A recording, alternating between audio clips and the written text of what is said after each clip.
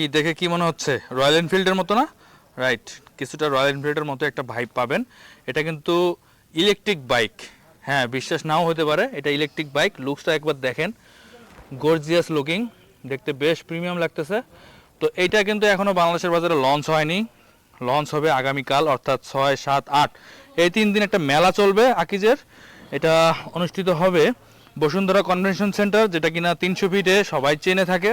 তো সেখানে আপনাদেরকে আমন্ত্রণ রইল। এটার ব্যাপারে যদি ডিটেলস জানতে চান সেখানে আসবেন, সেখানে সরাসরি দেখবেন। সেখানে কিন্তু আপনারা এটার ডিটেলস জানতে পারবেন, প্রাইস কেমন হবে, ফিচার কেমন থাকবে, কত কিলোমিটার আপনারা চালাতে পারবেন এক চার্জে, সব কিছু জানতে পারবেন।